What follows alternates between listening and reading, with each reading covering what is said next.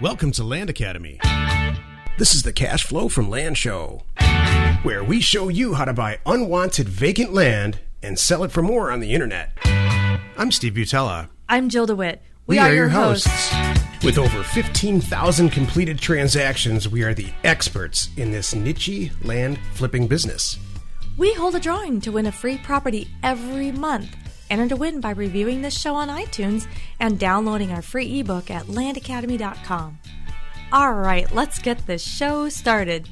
Hey there, this is Steve Butala for Land Academy. Welcome to our Cash Flow from Land show. In this episode, Jill and I discuss how to get over your first deal jitters. We've all been there, and our job at Land Academy is to help our members get past the little roadblocks that could potentially delay financial success. Hi, Jill. Hey, how are you? Good. It's early in the morning. How are you really? Oh, really? No, just kidding. Hey. No, I'm great. I had my couple cups of coffee. I can honestly say I am a caffeine addict. Seriously. When you're at that point where if I stop having coffee, it's going to be not a good morning, and so I already know it. I have to have a couple cups of coffee. I just wrote that down as a title for a new show, Caffeine Addict. Jill's a caffeine addict. So, yes. So I know what my first deal jitters were way back when. But what were yours? I'd love to hear what yours are, and in the name of trying to, hit the ground running before you start, so to speak. Okay. Well, I think it's different for for people. It might be the first transaction. It might be buying it. It might even be answering the telephone, because I've even heard that from some of our members. Just, remember when we were first getting rolling and we put the ebook out before we had the program, people were testing the ebook theory, and they were commenting with us like, "Oh my gosh, this works." And I'm like, I don't know what to tell these people. So I'm going to interrupt you just a second and explain to everybody what's in our ebook. Right in the beginning of the ebook, I ask everyone to go through a free and simple, quick exercise where you post kind of a want ad on the local area Craigslist that says, hey, we have cash for unwanted vacant rural property. We're not willing to pay a ton of money. We're willing to pay a very small amount of money. But if you just want to get rid of it, contact us here. And it's a little exercise that's free and quick, and with a tremendous amount of success, by the way. So yes. Go ahead. So that's what was so great. People were, it was funny. I still get those now and then. People that are new and have just found us are like, "Uh-oh, it works. Now what do I do?" Kind of thing. Which those emails crack me up. I'm like, yeah, it does work. You'd be surprised how many people want to unload some land. But anyway, some of the jitters people were having was, I don't know what to say to these people. How do I handle this transaction? What do I do when they call back? What do I ask them? What do I want to know about the property? And that's stuff that we all teach now in the big formal way, in our whole Land Academy Cash Flow from Land program. But you can have jitters just answering the phone, and so I know our show today is how to get past those jitters. And my best advice is, well, if you can listen to somebody that gives you a little bit of an insight or have a little bit of an edge. Find a mentor. Right. Which is us. We also do. So which is this podcast, sort of. Part of the podcast. This is true. And Success Plan. Then that's all we're doing on this podcast is thinking of 8 more podcasts, because one of the things I think that would be really beneficial, we should down the road, maybe I should do in our program, we have some phone calls from me talking to these people. So you really can hear that. And that might be a really good thing that we could do on the podcast too, is share one of my phone calls. So you kind of know how it goes. Some people call me up and say, hey, I want to sell you my land. You need to know what to ask them. What's important. Just for pure entertainment value, those calls are really interesting. They are. Gosh, it's everybody's coming from a slightly different direction when they're ready to sort of sell your land that's undervalued way. And it's really interesting to hear how you're great at this and I'm not so good at it. How you just kind of soothe them and hold their hand and just say, we're going to make it real easy for you. Right. Because we've done it 15,000 times before. It's true. And I can help. So that's a jitter. What are a couple other jitters like? Well, we didn't even get the phone. Well, yeah. And can I give my follow up to how to get past it? Yeah. Answer the phone. That's it? Yeah. Well, you were all there. You just have to remind yourself we were all there once. You just have to answer the phone. And then, So you shouldn't stare at your phone screen and go, I've never heard this area code before. I wonder if it's my bill collector. My dad's in a different state. People do this, though, Stephen. I do that. That's why I'm bringing it up. I stare at my phone and go, I don't think I should answer this. I know you do that. Answer the phone. How about this? If you want to buy anything or you want to sell something, you might need to answer the phone. How's that? You're so consistent about that. I think it's great. Well, the most complicated problems are sometimes just solved by super simple stuff. I think a lot of problems. You're hitting the nail on the head. Thank you. Sometimes, you know what? Maybe that's the whole gist of this. Maybe that should be the gist of the podcast, which is the bottom line is don't make it more difficult than it needs to be. Yeah. Answer the phone, and you could even say things like, what can you tell me about the property? Make it an open-ended question and let them tell you everything. And then as you're talking, they're going to go, oh, yeah, okay. Now I know the size. Now I know this. Now I know that. They're going to help you through the conversation. And another thing, don't think of them like a family member. Think of them like, don't think of them like they're the president of a company or something big that might be intimidating. Whatever's intimidating to you. Don't think of them like that. Just think of them as another person on the end of the phone, and they want to sell something and I want to buy it. It's as easy as that. And then hopefully the jitters will go away. I mean, here's the truth about the real estate deals that we do week in and week out, and all of our members do. They are the most simple type of real estate transaction that there ever was. A person, and I'll line it up very briefly against a regular buying a house, let's say, which most people are familiar with. So we find a seller, and we are obviously a willing buyer at the right price. We get together on a price. We agree on it. We hire a notary. We send a bunch of documents to a notary. We hire a notary all over the internet. The notary goes to their door, knocks on the door, hands them a cashier's check. They sign over the documents, the deed and stuff, and the notary sends us back the stuff. Oh, but you make it sound so easy. It is that easy. So what can go wrong? What can go wrong? I mean, that's why I wanted to have the show, because there's so many, and it's as simple as that. So line that up against a house, buying a house. Oh my goodness. There's a lender involved. There's an appraiser involved. There's an inspector involved. There's an escrow agent. There's 2 real estate agents. If you're lucky, there's only 2 real estates, one on your side, one on the other side. And they make you sign a thing that says you don't necessarily represent you. And there's an inch thick of documents you have to sign, including the loan and mortgage. And then you got to call an insurance company and on and on and on. There's a title company. And it all sounds like they all want to squash the deal. And they want more stuff. Yeah. And I'm not exaggerating when I say this. Buying a piece of property the way that we do it is easier than titling your car at the motor vehicles department in your state. Yep. You don't have to wait in line. You can do it right from your desk. There's nobody to call except an escrow agent and the person that you've made friends with who's a seller. Mm-hmm. All right. So that being said, I still even have a few jitters. I have something funny about this, though. I was thinking too. I remember when I first started in this, getting comfortable talking with people. And then when people would call me with like 40 acres or bigger acre properties, I remember that was a little bit, it could be intimidating. Mm-hmm. And now it's like, hi, I'm calling. I have 256 acres and blah, blah, blah. All right. And I don't want it. Yeah, I know. And I'm like, no, thank you. And I'm ready to hand it to you. Isn't that ironic? Larger acreage property for us is not as profitable for like 5 to 10 to 12 acre properties. In the 40s. Yeah. Or tiny little properties that are on the lake or something. Right. It is kind of funny. I didn't seek that out. I just ended up being the way it is. It's true. Well, not just the phone call part of it, but what you're saying, what you just talked about is the whole transferring the property. Okay. Now I've got a deal. Now you're talking about jitters to completing the transaction. Yeah. Got it. This is one of my initial jitters. Go ahead. The actual paperwork piece of this. Yeah. Really? Mm-hmm. Really? Okay. This is in the 90s, but yeah, I'm over it now. Can I ask you a question? It scares me a little bit even now, but go ahead. Okay, wait a minute. Wait. I'm completely joking. Way back when you were sitting at your coffee table with your checkbook and the job that you didn't love, we all know. Before Google. If you've not read the ebook. Couldn't get the answers to anything. Right? Before Google, really.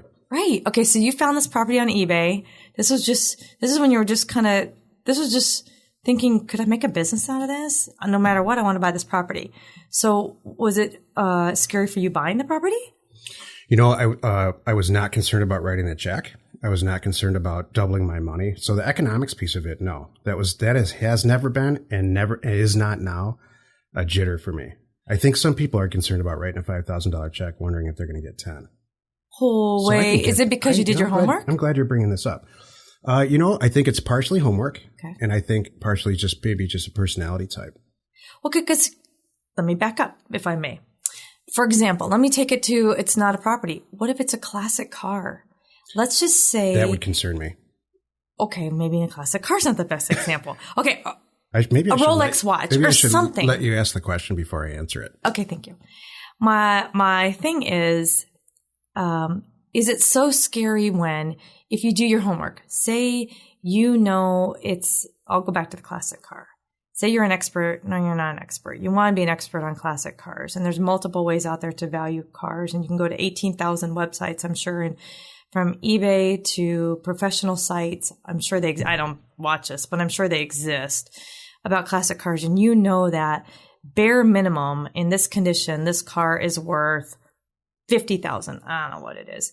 And it's a little, old lady found it in her garage and she's selling it for $10,000 and she's your next door neighbor. She's going to move. Who knows what's going on? She likes you. Great question. She's your next door neighbor. This car, her husband had this car. It's in cherry condition.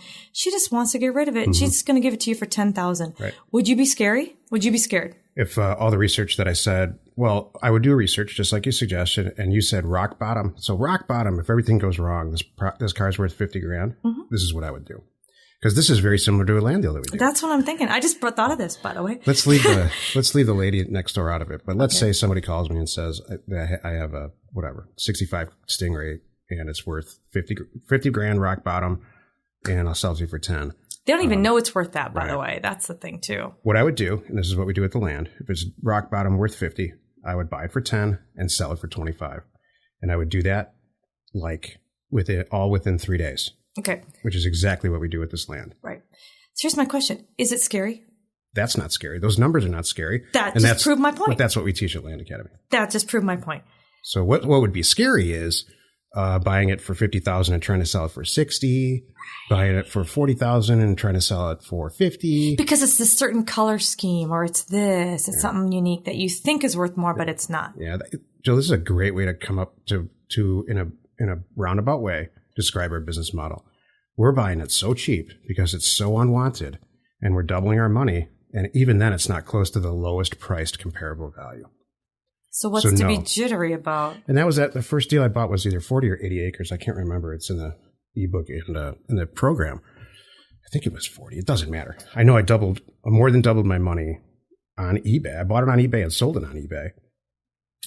And all I did was I spent the rest of my life, including today, trying to find properties we can do that with, which we've mastered through direct mail. So exactly. Yeah. Okay, back to this little old lady. So this is if this is a real deal. Right. Rock bottom price, $50,000 for a car. Uh-huh. Husband died or whatever. She doesn't even care. Yeah. She doesn't need the money. So I would go to this lady and say, little old lady, you're the most wonderful next door neighbor I could ever hope to have. What I want to do is I'm going to sell this car.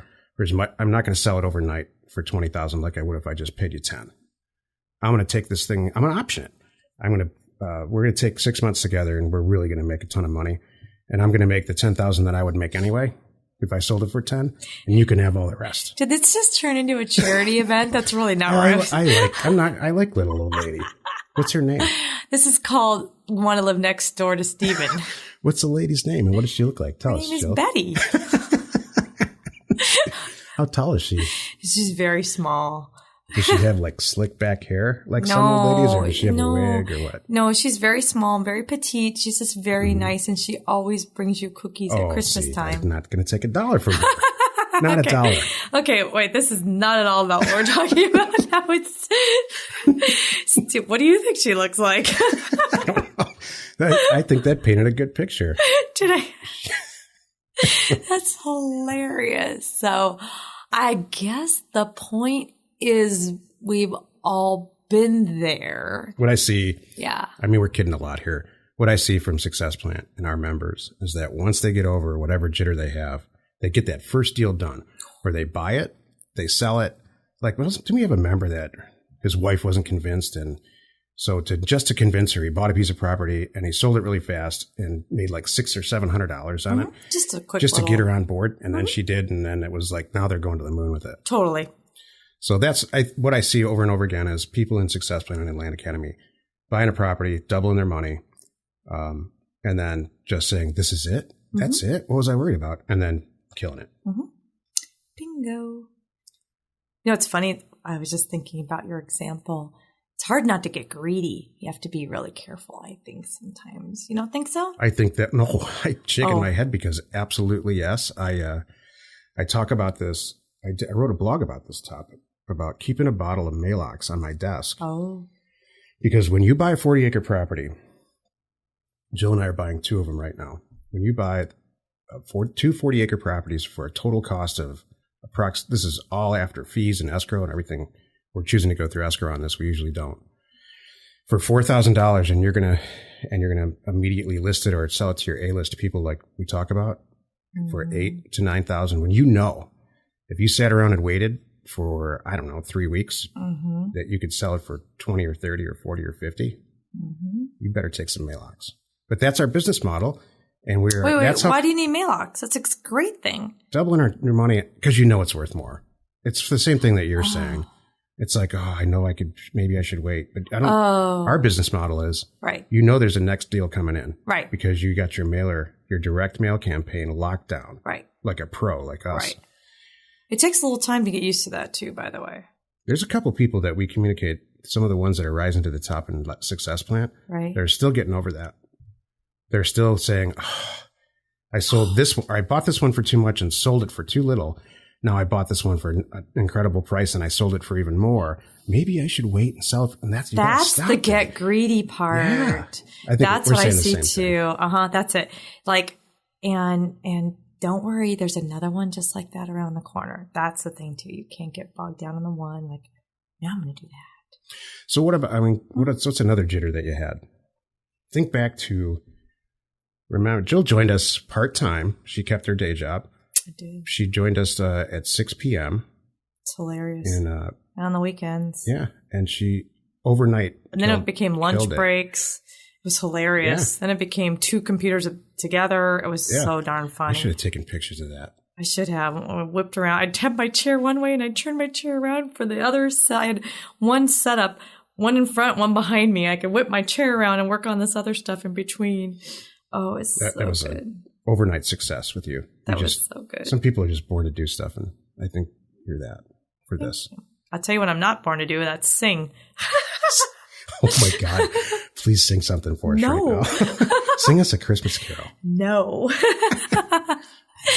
Thank you. Join us in the next episode when Jill sings a Christmas carol. No. Not going to happen. Right. I will save everyone from that. Next time you and I bet on anything, it's not going to be for money. You know what's funny? Christmas carol on the podcast. Dude, do you don't remember this? I lost a bet one time. Do you know what? You were not there. My friends Heidi and Marla and I had a football bet. Actually, it was Heidi and I had a football bet, and my team lost, and I had to sing a song in public. And I did it. I took a few drinks. I had to do some liquid courage. I saw the video of this. Yes, thank you. Before it was deleted, it's gone for good. So, yes. No, it's not. I'm going to get that video. No, you're not. Anyway, Marla was a commissioner. We had this whole thing. And she had to make sure the bet was fulfilled. And yes, I had to. And I actually just stood up on a chair and belted it out. I had enough liquid courage. I did that. And I'll never do that again. So anyway, sorry, that was a little side story. That side story reminds me of a compliment we recently got. The compliment is, in between all their banter, there's actually some good information. P.S. Don't ask Jill to sing. So seriously, during that two computer time, what were your jitters, if any? We should ask the interns we have and the people that are working for us. these questions? Because I bet they have or had stuff they were concerned about. Yeah, and, I have a good jitter. One of my jitters was talking to the county in the beginning because I looked to the county officials, if you will, or the employees, the staff as the experts. And when I called and I worried that I didn't want to sound like I didn't know what I was talking about. So that was one of my jitters. And now I've got to know that, we're all on the same team. We're all working together. And it really is how you talk to the employees. It is okay to call up and go, oh my goodness, this is my first deal. Yeah. Please bear with me. I could use a little guide. I'm about to send in this deed. I have a cover letter. I have the deed. I have my affidavit of property value. I have a check for the recording fees of $17, whatever it is. Am I on the right path? Am I missing anything? And they are so nice. Yeah. Just if you say it like that, like, gosh, I just could use your help. And they're like, oh gosh, yes. Okay. You have that. No, you're good to go. Mail it in. Yep. Boy, if you go in with I literally just wrote, we're going to do a show on this topic because that was a big jitter of mine too. Now that I'm thinking about it. And if you go in guns a-blazing with any, there's the assessor, the treasurer, and the recorder in general. There's a few other departments before you get into it. But man, if you go in guns a-blazing in there, they will shut you down. They will stop your transaction. They can completely. You can go to the bottom of the pile. That's what exactly. You're going to be on their bad list, and anytime you send something in, you're on the bottom of the pile. Now it's 6 months to get something recorded instead of 3 days. Right. So yeah. You know what I always say to this day when I call a county? In fact, I just got an email right before we started the show from a county where I know they have a huge back tax list and over-the-counter list, but it's never published. And I know this woman, and so what I said to her is, look, we're not novices. We purchased a lot of property from you, and we love taking it off your tax rolls. So why don't you send over the list? Mm-hmm. And she just did. She just sent it to me. So cool. It seems to me to help to say we're kind of in the business. We're not just calling to talk for a half hour about the definition of real estate. We actually do have a real specific question. Mm-hmm. Well, you know what? One of the things that I did wrong in the beginning, and it was you may or may not know this, but I would constantly call the wrong place. Like which department? Like I'd call the recorder. You need the treasurer. And, it was like I just knew that every time I called, I'm like, I'm sorry. And I think we've always all done that. It took me forever to get it in my head straight. What does the assessor do? What does a treasurer do? What does a recorder do? It was kind of funny in the beginning. I would get them all goofed up, and sometimes I would just look at the numbers and I'd call the wrong one. And they've always like, hang on, let me transfer you. And I'm like, oops, thank you. and it's comical, and then you get it, and they don't really care. Yeah, I just added that we'll do a podcast on the different departments in it, and what their functions are. That's great. How to get what you want from them. Yes. How to talk to them. How about my call yesterday? There's another one that I don't know if you ever heard me talking to one recorder yesterday. Well, it's in the package. There's direct calls from you where you talk to the recorder, the assessor, and the treasurer. Because it's valuable. Right.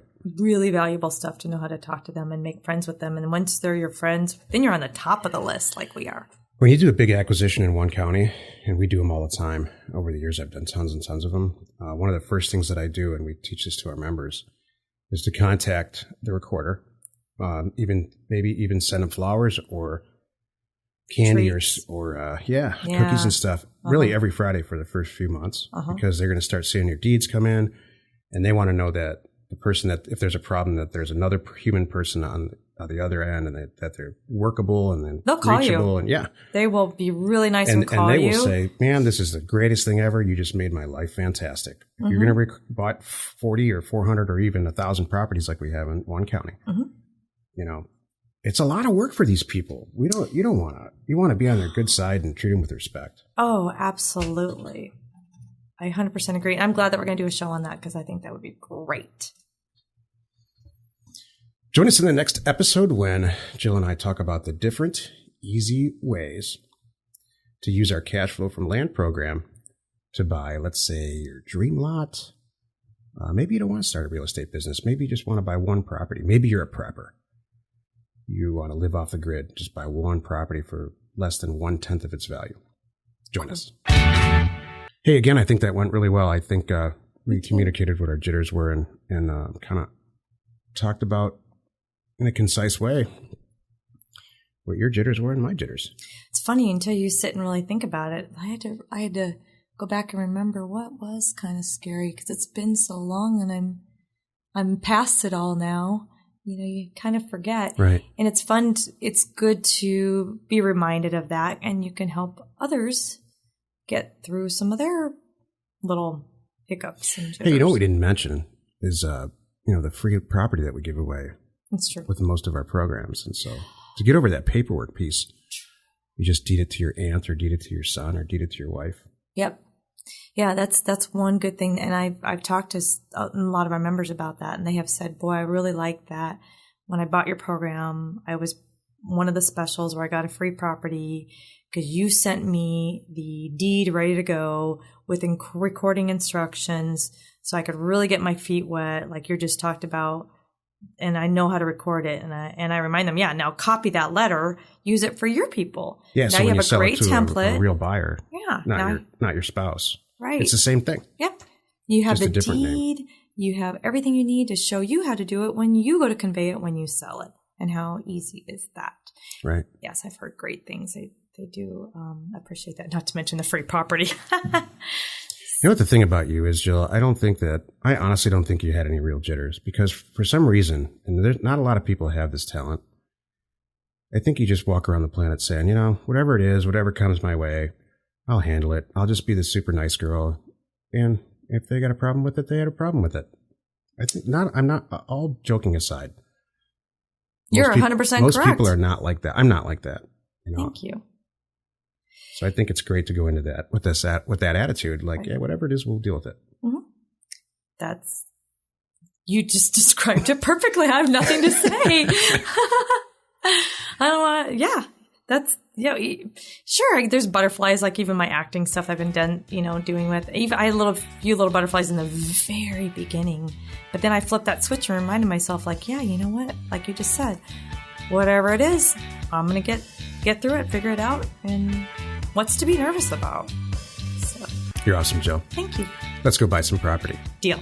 We hold a drawing to win a free property every month. Enter to win by reviewing this show on iTunes and downloading our free ebook at landacademy.com. If you want to get involved or you need more information about our profitable, niche real estate operation, call 480-467-0359. You just might get Jill at the other end of the line. landacademy.com. You are not alone in your real estate ambition.